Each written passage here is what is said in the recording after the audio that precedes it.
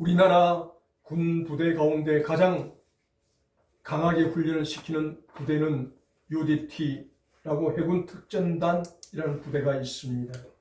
이 부대의 주된 임무는 수중 폭발물 제거 그리고 특수작전, 대테러작전 등을 수행하고 있습니다.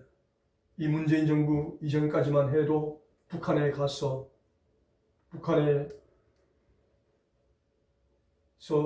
작전을 개시하면서 만약 전쟁이 일어나면 북한의 중요한 요인들을 암살하고 그들을 납치하는 이 훈련까지 했던 부대인데 이제 그런 훈련은 다 못하지만 그래도 우리나라 부대 군인 가운데서 가장 강한 훈련을 받고 강한 군인으로 인정받는 부대가 UDT라는 부대가 있습니다. 그리고 세계에서 가장 강한 훈련을 받는 부대는 미국의 네이비실이라는 부대가 있습니다. 역시 인질을 구출하는 작전을 하고 테러가 발생했을 때 테러를 진압하는 훈련을 하고 그리고 특수 정찰 작전을 수행하는 그러한 부대입니다. 오사마 빈 라덴을 사살했던 부대도 바로 이 네이비실 부대입니다. 그래서 이 네이비실 부대가 그렇게 강도 높은 훈련을 잘 견뎌낸 사람들만이 구성되어 가지고 온 세계에서 미국의 군사훈련 작전에 임하고 있습니다. 이렇게 강한 훈련을 통해서만 강한 군인이 탄생되어진다.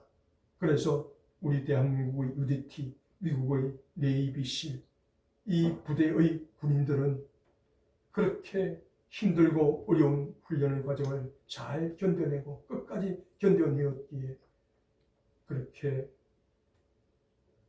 힘든 훈련 과정을 견뎌내고 지금 군인으로서 자기에게 주어진 임무를 잘 수행하고 있는 것을 볼 수가 있습니다. 오늘 우리가 읽으신 이 본문의 말씀도 보면 예수님께서 우리 제자들을 어떻게 훈련시키셨는가 하는 과정을 우리에게 소개하고 있습니다. 예수님께서는 12명의 제자를 선택하시고 부르셨습니다. 그리고 그들을 3년 동안 훈련시키셨습니다. 훈련시키시면서 예수님의 생각은 내가 십자가에 죽고 나서 하늘나라로 승천하고 난 다음 남겨질 이 제자들이 세계 복음화를 이루어야 되는데 이 제자들을 어떻게 내가 훈련시키고 교육을 시켜야만 이들이 세계를 복음화시킬 수 있을까?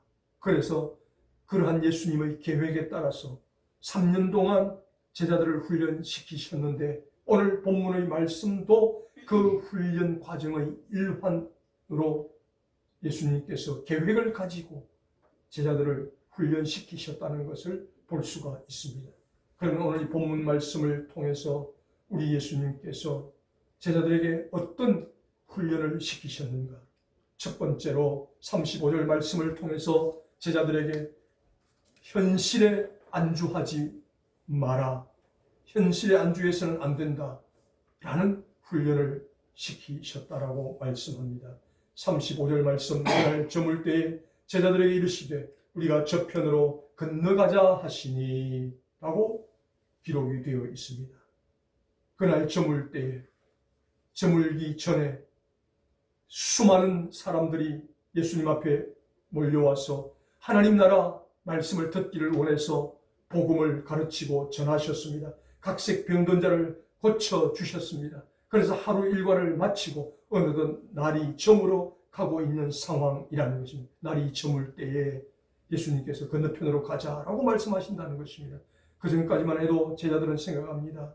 이제 오늘 하루 온종일 우리 예수님께서 저렇게 힘들게 사역을 하셨으니까 오늘 여기서 우리 하룻밤 묵고 이제 내일 날이 밝으면 다른 곳으로 옮아가서 또 사역을 하면 되겠다라고 생각을 하는 그 순간 예수님께서 제자들의 생각을 깨뜨리시고 우리가 저편으로 건너가자, 건너편으로 건너가자 라고 말씀합니다. 제자들은 속으로 생각합니다.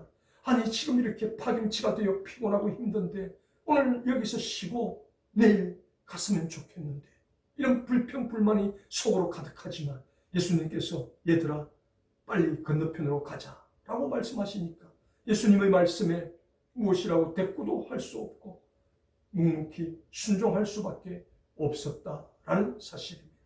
그래서 오늘 이 본문을 통해서 건너편으로 건너가자라는 이 예수님의 말씀은 바로 현실에 안주해서는 안 된다라는 것을 제자들에게 교육시키기를 원하셨다라는 것입니다. 현실에 안주하면 사람은 나태해지고 자만해지고 교만해지기 때문에 오늘 아무리 사역을 잘했다 할지라도 안주해서는 안 되고 항상 긴장의 끈을 놓아서는 안 된다라는 것을 제자들에게 가르치시고 훈련시키기를 원하셨던 예수님의 마음이셨다라는 것입니다. 영국의 유명한 극작가요 소설가였던 버나드 쇼가 입버릇처럼 주변 사람들에게 이런 자랑을 합니다. 나는 누구보다도 커피를 아주 맛있게 만드는 비결을 알고 있다네 라고 그렇게 자랑을 늘어놓습니다. 그러니까 친구들도 너도 나도 이 버나드 쇼에게 나에게도 그 비법을 좀 가르쳐주게, 나에게도 그 비법을 좀 가르쳐주게. 그래서 이 버나드 쇼가 주변의 친구들에게 커피를 맛있게 만드는 법을 가르쳐 주었습니다. 그래서 이 소문이 퍼지고 옆으로 번져나가서 한 작은 교회 목사님의 귀에도 이 소문이 들려왔습니다. 그래서 이 목사님이 주일날 성도들과 함께 커피를 맛있게 마시고 싶어서 버나드 쇼에게 편지를 써서 보냅니다. 버나드 쇼 씨, 당신이 커피를 맛있게 만든다는 그 이야기를 듣고 제가 우리 성도들과 함께 주일날 맛있는 커피를 마시고 싶어서 당신에게 그 비법을 좀 알고 싶습니다. 좀 가르쳐 주십시오 하고 편지를 써 보냈습니다. 이에 버나드 쇼가 기쁜 마음으로 편지를 적어서 그 커피를 어떻게 맛있게 만드는가 비법을 적어서 그 목사님에게 보냅니다. 그런데 편지 말미에 이렇게 글을 씁니다. 그런데 목사님, 혹시라도 제 커피 비법보다는 제 사인이 필요해서 편지를 보낸 건 아니신지 모르겠습니다. 그래서 이 편지를 받은 목사님이 그 적힌 비법만 옮겨 적고는 이 사람을 이대로 내버려 두어서는 안 되겠다. 이 사람의 버르장머리를 고쳐야 되겠다. 그래서 다시 편지를 써서 보냅니다. 버나드 쇼 씨, 내가 우리 성도들과 함께 맛있는 커피를 먹고 싶어서 당신에게 커피 만드는 비법을 알려달라고 했지. 당신의 그 사인이 필요해서 내가 편지를 보낸 건 아닙니다. 당신의 사인은 아무런 가치가 없습니다. 내게는 아무 소용이 없습니다. 그래서 내게는 아무 소용도 없고 가치가 없는 당신의 사인 적힌 이 편지를 다시 보냅니다. 라고 버나드 쇼에게 보냈습니다. 이렇게 훌륭한 극작가요 소설가로 명성을 알리던 이 버나드 쇼도 자기가 무엇인가 된 것처럼 그렇게 자만할 때 순수한 마음으로 맛있는 커피를 마시고 싶어서 비법을 알려달라고 하는 시골교회 작은 교회 목사님에게 내 사인을 얻기 위해서 그렇게 거짓말로 커피 만드는 비법을 알려달라고 하면서 사인을 받기 위해서 하였다라고 생각하는 그런 자만심과 교만심에 빠졌던 것입니다. 이렇게 사람은 한순간 방심하면 교만하게 되어 있고 자만하게 되어 있다는 거예요. 그래서 우리 예수님께서는 오늘 우리가 아무리 많은 사역을 했다 할지라도, 그래서 몸이 피곤하다 할지라도 이만하면 되었다, 방심해서는 안 된다, 안주해서는 안 된다. 그래서 제자들을 긴장시키기 위해서, 긴장의 끈을 놓치지 않기 위해서 예수님께서는 그 피곤한 중에서도 건너편으로 가자라고 말씀하셨다는 것입니다. 그래서 우리 예수님께서 제자들을 훈련시키셨던 첫 번째 훈련의 방법은 현실에 안주하지 않는 제자들로 만들고 세워 가셨다는 것입니다. 3년 내내 그렇게 하셨다는 것입니다. 저와 여러분도 우리도 살아가다 보면 내가 잘할 때도 있고 이만하면 되었다 싶을 때도 있다는 것입니다. 그러나 어떤 상황, 어떤 순간이든 방심하지 말고 현실에 안주하지 말고 항상 긴장의 끈을 놓지 말고, 그래서 어떤 상황 속에서도 안주하지 않는 예수님의 이 훈련의 첫 번째 비법을 기억하면서 평생 사는 날 동안 항상 긴장하고 안주하지 않는 그런 우리의 모습들이 될 수 있기를 주님의 이름으로 축복합니다. 아멘. 두 번째로 예수님께서 제자들을 훈련시키신 내용은 37절 말씀에 순종해도 위기는 만날 수 있다. 순종해도 위기를 만날 수 있다는 것을 기억해라. 그렇게 훈련을 시키셨습니다. 37절에 큰 광풍이 일어나며 물결이 부딪혀 배에 들어와 배에 가득하게 되었더라 말씀하고 있습니다. 무슨 말입니까? 예수님께서 제자들아 빨리 정리해서 저 건너편으로 가자. 그래서 갈릴리 바다를 배를 가기 시작을 했다는 것입니다. 예수님의 말씀에 순종했다는 것입니다. 순종해서 예수님 시키시는 대로 건너편으로 가기 위해서 배를 타고 배를 저었다는 것입니다. 그런데 배를 젓고 한참 가고 있는 상황 속에서 큰 광풍이 일어났어요. 파도가 치매 물이 배에 들어와서 배가 가득하게 물이 잠기는 상황이 지금 일어나고 있었다는 것입니다. 이때 큰 광풍, 미친 바람이 불어서 파도가 치고 그 파도 때문에 물이 배 안으로 들어와서 잠기게 되는 그 순간 제자들과 예수님의 반응이 소개됩니다. 그렇게 물이 들어오고 있음에도 불구하고 예수님은 38절 상반절 말씀에 예수께서는 고물에서 베개를 베시고 주무시니라. 배 끝에서 베개를 베고 태연하게 주무시고 계신다는 것입니다. 지금 바람이 불고 파도가 치고 배에 물이 들어오는 상황임에도 불구하고 예수님은 고온히 잠을 자고 계신다는 것입니다. 일부러 예수님은 제자들을 지금 시험하고 계십니다. 제자들은 불안하고 걱정이 이만저만이 아닌데도 예수님은 태연하게 잠을 주무십니다. 왜? 하나님이 함께 하시면 하나님은 나를 도우시는 분이시다 라는 사실을 제자들에게 가르치고 싶어서 그렇게 그 위기의 순간에도 끝까지 태연하게 잠을 주무시고 계셨다는 것입니다. 그런데 제자들의 반응은 38절 하반절에 제자들이 예수님을 깨우며 선생님이여 우리의 죽게 된 것을 돌아보지 아니하시나이까 원망과 불평을 예수님께 지금 쏟아내고 있다는 것입니다.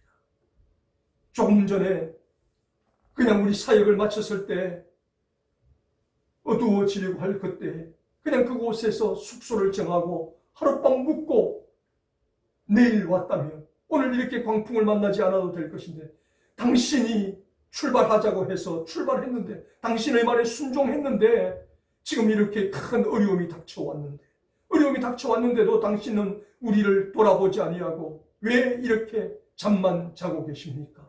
예수님을 향해서 원망과 불평을 쏟아내고 있었다는 것입니다.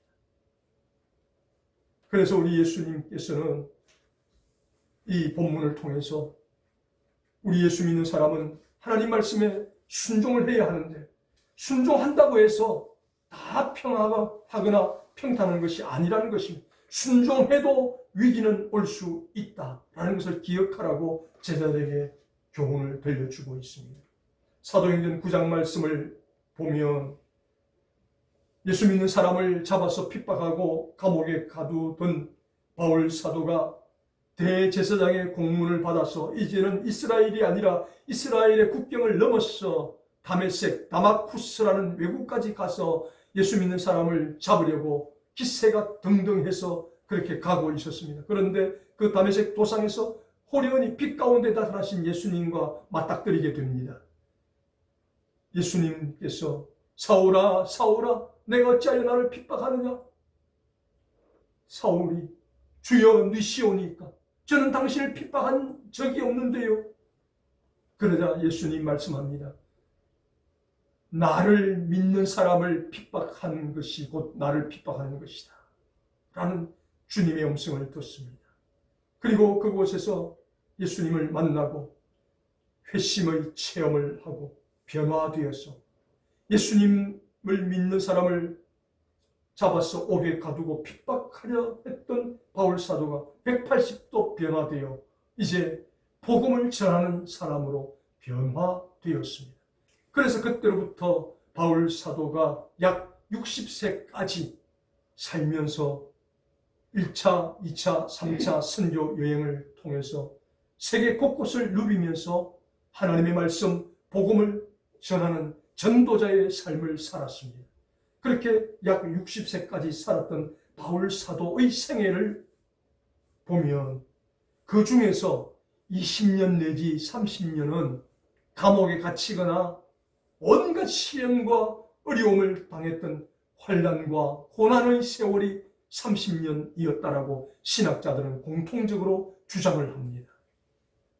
하나님 앞에 자신의 삶을 드리기로 헌신하고 그렇게 충성을 다했는데 그 생애의 절반이 감옥에 갇히는 삶이었고 핍박받는 삶이었고 고난받는 삶이었다는 것입니다. 그럼에도 불구하고 바울 사도는 그 30년의 지긋지긋한 삶을 무엇이라고 표현하는가 하면 잠시 경한 것이라고 표현을 하고 있습니다. 고린도후서 4장 17절 말씀에 우리가 잠시 받는 환난에 경한 것이 지극히 크고 영원한 영광 중의 중한 것을 우리에게 이루게 함이니 라고 고백하고 있습니다. 그렇게 30년 가까이 긴 세월을 지긋지긋한 감옥 생활을 했고 환난과 핍박을 당했음에도 불구하고 그 날들을 아주 짧은 잠시 받는 고난이었다라고 바울 사도는 고백을 하고 있습니다. 어떻게 이런 고백을 할 수가 있었습니까? 그것은 바로 고난 너머에 있는 영원한 천국의 영광을 바라보면서 바울 사도는 단 한 번도 하나님을 향해서 불평하거나 원망하지 않았습니다. 오직 하나님을 신뢰하고 하나님을 믿고 나아갔기 때문에 가능한 일이었던 것입니다. 그래서 이렇게 평생 60년 삶을 순종하며 살았음에도 불구하고 바울 사도의 30년 절반의 생애는 위기의 삶이었다는 것입니다. 그 위기의 삶을 통해서 바울 사도는 단 한 번도 하나님께 원망 불평하지 않고 그 고난 너머에 있는 천국의 영광을 바라보며 순종하고 또 순종하는 삶을 살았던 사람이 바울 사도였다는 것입니다. 바로 예수님께서 이러한 훈련을 제자들에게 지금 시키고 계셨다는 것입니다. 너희가 내 말에 순종해서 건너편으로 가자 해서 내 말에 순종하고 내 말을 잘 따랐지만 그래도 이렇게 광풍이 일어나는 것처럼 앞으로 너희의 삶을 통해서 너희의 생애를 통해서도 마찬가지다. 너희가 하나님 말씀에 순종하고 나아가지만 그래도 오늘처럼 이런 미친 광풍이 불 때가 있을 것이다. 미친 바람이 불 때가 있을 것이다. 파도가 쳐서 배 안으로 물이 들어오는 것처럼 위기를 만날 때가 있을 것이다. 그러나 그때도 끝까지 하나님 바라보며 믿음으로 반응하는 너희가 되어야 된다 라고 이러한 두 번째 훈련을 예수님께서 시키고 계셨다라는 사실입니다. 마찬가지로 저와 여러분들도 그렇습니다. 저와 여러분 누구에게나 다 순종함에도 불구하고 어려움은 올 수 있습니다. 위기가 닥쳐올 수 있습니다. 교회도 문제를 만날 수 있습니다. 가정도 어려움을 만날 수가 있습니다. 그러나 이때 우리의 반응이 어떠해야 되는가 하는 것을 오늘 예수님께서 이런 위기의 순간이 오더라도 불평하거나 원망하지 말고 끝까지 믿음으로 하나님께 반응하는 너희들이 되어야 된다. 제자들과 오늘 저와 여러분에게 말씀하고 계신다는 것입니다. 그래서 예수님의 두 번째 훈련은 순종해도 위기는 온다는 것을 기억해라. 이 훈련을 시키셨다는 사실을 기억하고 저와 여러분도 인생을 살아가면서 내가 예수 믿고 하나님 말씀 순종하면서 주일 성수 잘하고 믿음 생활 잘했음에도 불구하고 우리가 개인적으로 위기를 만날 때가 있을 것입니다. 어려움을 만날 때가 있을 것입니다. 그때마다 예수님의 두 번째 훈련의 이 주제를 기억하면서 순종해도 위기는 올 수 있다. 그 위기가 오지만 그 위기는 하나님이 책임지신다는 사실을 기억하고 하나님을 바라보며 끝까지 믿음으로 반응하는 저와 여러분 될 수 있기를 주님의 이름으로 축복합니다. 아멘. 마지막 세 번째로 예수님께서 제자들을 훈련시킨 주제가 있습니다. 39절 말씀을 통해서 어떤 상황 속에서도 하나님의 능력을 절대적으로 믿으라 말씀하고 있습니다. 예수께서 깨어 바람을 꾸짖으시며 바다들어 이르시되 잠잠하라 고요하라 하시니 바람이 그치고 아주 잔잔하여 지더라 말씀합니다. 이렇게 위기의 순간에 원망과 불평을 쏟아내며 선생님 당신이 가자고 해서 순종하여서 여기까지 왔는데 이렇게 미친 바람이 불고 파도가 치고 물이 배 안으로 들어와서 죽게 되었는데 왜 우리를 돌아보지 아니하십니까? 원망 불평을 쏟아내는 그때 예수님께서 고물에서 주무시다가 벌떡 일어나셨습니다. 그리고 예수님께서 바다를 향해 바람을 꾸짖으시며 바다들어 이르시되 잠잠하라 고요하라 말씀하시니 즉시로 바람이 그치고 바다가 잠잠하여지고 고요하여지는 기적이 일어났다라고 말씀하고 있습니다. 이러한 현상을 보면서 제자들은 40절 말씀에 제자들에게 예수님께서 말씀하십니다. 너희는 어찌하여 무서워했느냐? 어찌하여 믿음이 없느냐? 이렇게 하나님께서 바람을 잠잠하게 하시고 바다를 꾸짖으셔서 파도를 잠재워 주실 것인데 왜 그것을 믿지 못하고 하나님의 능력을 신뢰하지 못하고 의심하고 무서워했느냐? 그렇게 제자들을 책망하셨다라고 말씀합니다. 이렇게 우리가 순종해도 위기를 만나는 것은 그 위기는 하나님이 책임지신다는 것입니다. 이 믿음을 우리가 가져야 되는데 처음부터 누가 이 믿음을 가질 수 있습니까? 그래서 예수님께서 이 제자들의 믿음을 그렇게 훈련시키시기 위해서 순종해도 위기는 올 수 있다는 이 과정을 통해서 하나님의 능력을 절대적으로 신뢰하는 제자들로 만들기 위해서 훈련시키시고 또 훈련시키셨다라는 것입니다. 그래서 하나님의 능력을 절대적으로 신뢰하기만 하면 하나님은 어떠한 위기도 다 잠재우시고 문제를 해결해 주시는 분이 우리 하나님이시라는 것을 제자들에게 가르치시기를 원하셨던 분이 우리 주님이셨다라는 사실입니다. 1970년 4월 13일 아폴로 13호를 발사해서 달을 탐사하고자 했습니다. 미국에서. 모든 미국 국민들이 이제 우리도 달을 탐사해서 달에서 필요한 것을 얻고 그렇게 우주를 향해서 나아가는 강대국이 된다. 그렇게 희망에 부풀어서 모두가 다 지켜보는 상황입니다. 그런데 아폴로 13호가 지구 궤도를 벗어나서 2만 마일쯤 되었을 때 갑자기 고장이 났습니다.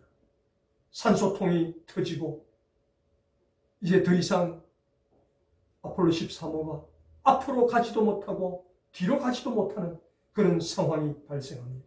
이제 그 아폴로 13호 안에 있는 승무원 3명은 만약에 산소 공급이 점점 줄어들고 앞으로 가지도 못하고 뒤로 가지도 못한다면 그 우주 공간에서 죽을 수밖에 없는 절체절명의 위기의 순간이 찾아왔습니다. 아폴로 13호를 발사할 때 미국의 과학자들은 자랑을 늘어놓았습니다. 우리 아폴로 13호가 고장이 날 확률은 100만 분의 1이다 라고 자랑을 하고 발사를 했는데 그 100만 분의 1 확률로 고장이 나고 산소통이 터지고 앞으로 나가지도 못하고 뒤로 가지도 못하는 그러한 상황이 되어버린 어려운 현실을 눈앞에 두고 있었습니다. 이때 당시 대통령이었던 닉슨 대통령이 TV방송에 나와서 국민들에게 호소를 합니다. 사랑하는 미국 국민 여러분, 우리 아폴로 13호가 궤도를 이탈하여 다시 지구에 귀환할 수 있는 확률은 제로입니다. 그러나 우리가 넉놓고 있을 수는 없습니다. 우리 모두 전능하신 하나님 앞에 아폴로 13호의 귀환을 위해서 같이 기도합시다. 그렇게 텔레비전 방송에 나와서 방송을 하자 미국 전역의 국민들과 그리고 이 사실을 뉴스로 지켜보았던 세계의 국민들이 기도하기 시작을 합니다. 하나님, 우리 미국이 군사, 경제, 과학의 힘은 세계 최고입니다. 그러나 하나님의 은총과 보호하심을 떠나서는 제로입니다. 하나님, 그러니 아폴로 13호를 귀환할 수 있도록 기적을 베풀어 주십시오. 그렇게 기도를 합니다. 그렇게 간절히 기도한 끝에 기적이 일어났습니다. 산소통이 터져서 산소 공급이 줄어들고 있던 아폴로 13호, 앞으로도 뒤로도 나아가지 못했던 아폴로 13호. 그런데 갑자기 총알보다 빠른 8,000km의 속도로 우주선 엔진이 점화되는 기적이 일어납니다. 그리고 점화된 그 엔진이 달 뒷면을 돌다가 무사히 태평양 바다에 착륙하여 승무원 아무도 다치거나 죽지 않고 무사히 미국 땅을 밟을 수 있는 기적이 일어났습니다. 어떠할 때 이런 일이 일어났습니까? 하나님을 떠나서는 우리의 군사의 힘도 과학의 힘도 경제의 힘도 제로입니다 라고 고백했을 때 기적이 일어났다는 것입니다. 하나님의 능력을 신뢰할 때 이런 일이 일어났다는 것입니다. 그래서 오늘 이 본문을 통해서도 우리 예수님께서 제자들에게 너희가 어떤 상황에서 어떤 어려움을 만날지라도 하나님의 능력을 신뢰해야 된다. 이 훈련을 계속해서 시키셨다라는 사실입니다. 마찬가지로 저와 여러분도 이 세상을 살아가면서 이러한 일도 만날 수 있고 저러한 일도 만날 수 있습니다. 그러나 우리는 내가 할 수 없다고 하나님의 능력을 제한해서는 안 됩니다. 오늘 본문을 통해서 하나님을 떠나서는 아무것도 할 수 없습니다. 하나님은 하실 수 있습니다. 난 하나님의 능력을 우리가 인정하고 하나님 앞에 기도하며 나아가면 하나님은 저와 여러분의 상황을 통해서도 이러한 하나님의 능력을 인정하고 하나님의 능력을 믿는 저와 여러분에게 기적을 베풀어 주시는 은혜가 있게 된다라는 사실입니다. 오늘 본문을 통해서 우리 예수님께서는 우리 인생 전체가 신앙의 훈련의 장이라고 오늘 이 본문을 통해서 말씀합니다. 그래서 이 인생의 장, 훈련장을 통해서 우리가 기억해야 할 것 세 가지가 있다고 말씀합니다. 절대로 어떤 상황 속에서도 자만하거나 교만하거나 그렇게 안주해서는 안 된다. 안주하지 마라. 안주하지 마라. 그리고 두 번째, 하나님 말씀에 순종해도 위기는 언제든지 만날 수 있다. 그러나 그 위기가 올 때 원망하거나 불평하지 말고 하나님을 믿는 믿음으로 반응하라. 그렇게 두 번째로 우리에게 말씀합니다. 그리고 세 번째로 우리가 어떤 상황을 만날지라도 불가능을 가능하게 하시는 하나님의 능력을 믿어라. 이 세 가지 훈련의 원칙을 저와 여러분에게 제시하고 계신다는 사실입니다. 이 훈련을 3년 내내 제자들에게 가르치시고 또 교육을 시키셨습니다. 저와 여러분도 인생을 지금까지 살아오셨고 앞으로도 또 살아갈 것입니다. 그때마다 우리가 다양한 환경을 만나게 될 것입니다. 어떤 환경을 만날지라도 예수님께서 가르치시는 이 훈련의 세 가지 원칙, 어떤 상황 속에서도 내게 좋은 일이 있어도 내가 무슨 일을 해내었어도 현실에 안주하지 않는 사람 되시기를 바랍니다. 아멘. 그리고 하나님 말씀에 철저하게 순종했음에도 불구하고 위기가 찾아왔을 때 원망과 불평의 입술이 아니라 믿음으로 하나님께 반응하는 사람들 되시기를 아멘. 바랍니다. 그리고 우리는 할 수 없지만 하나님의 능력으로 이 문제가 해결될 수 있다는 그런 믿음을 가지게 되시기를 주님의 이름으로 축복합니다. 아멘.